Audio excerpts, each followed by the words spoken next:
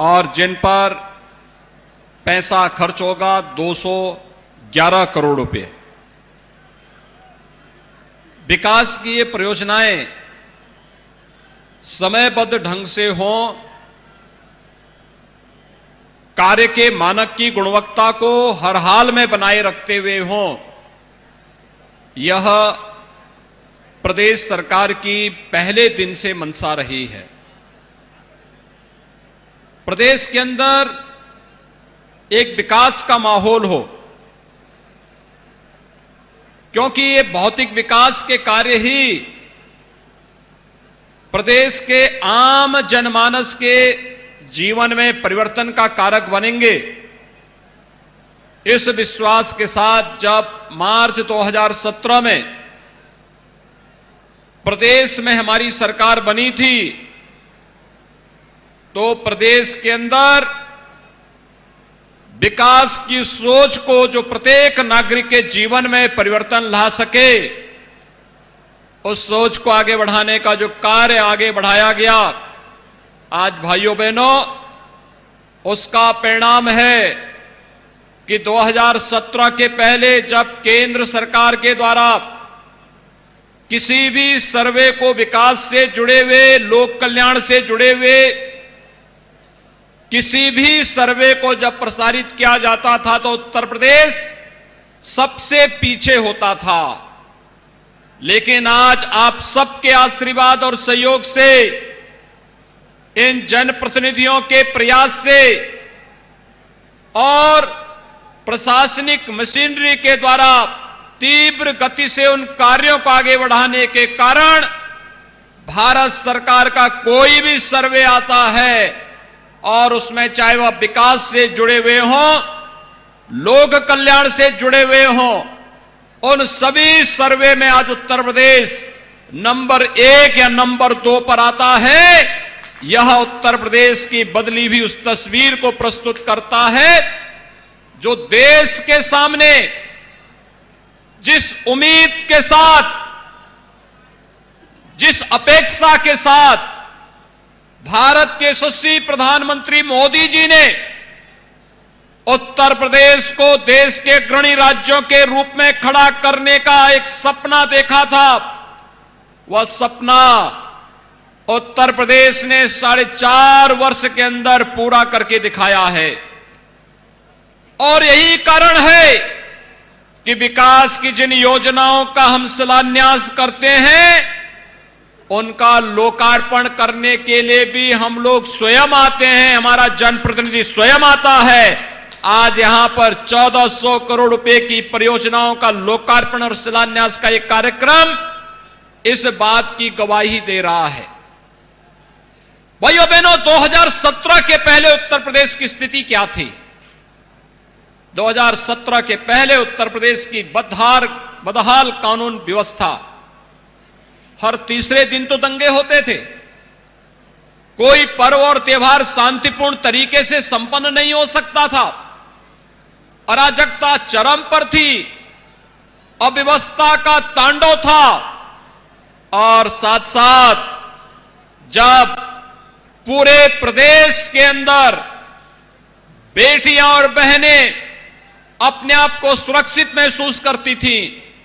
कोई व्यक्ति पूंजी निवेश करने को तैयार नहीं था, क्योंकि उसे मालूम है कि जब वो स्वयं ही सुरक्षित नहीं है तो उसकी पूंजी प्रदेश के अंदर कैसे सुरक्षित हो पाएगी।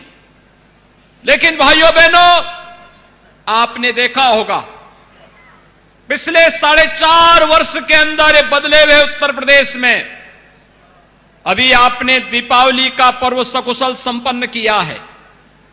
दीपावली के पहले धनतेरस,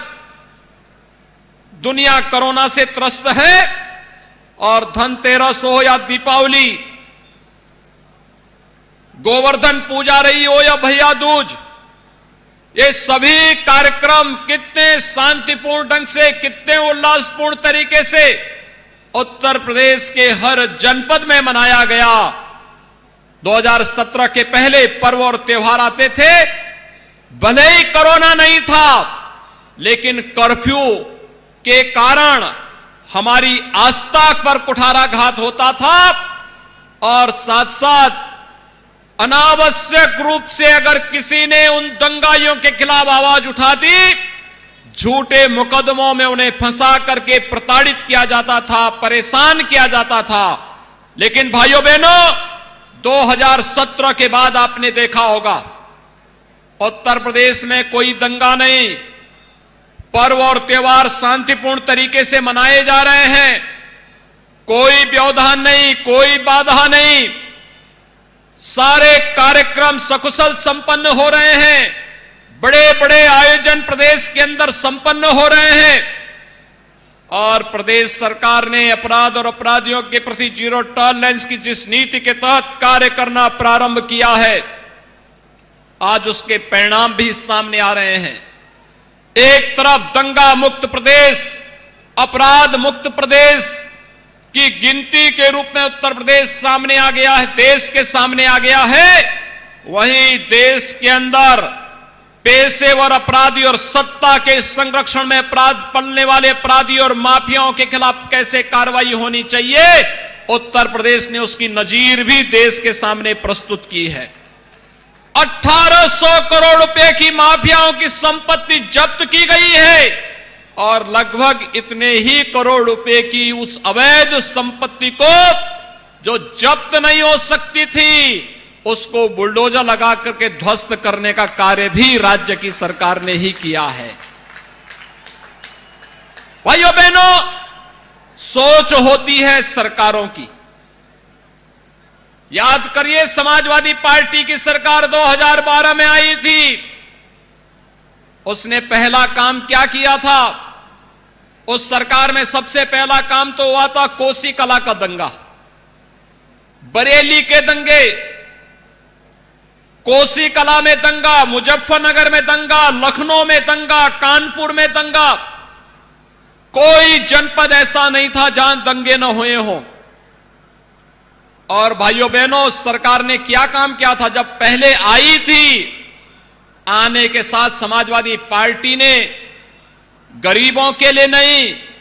किसानों के लिए नहीं,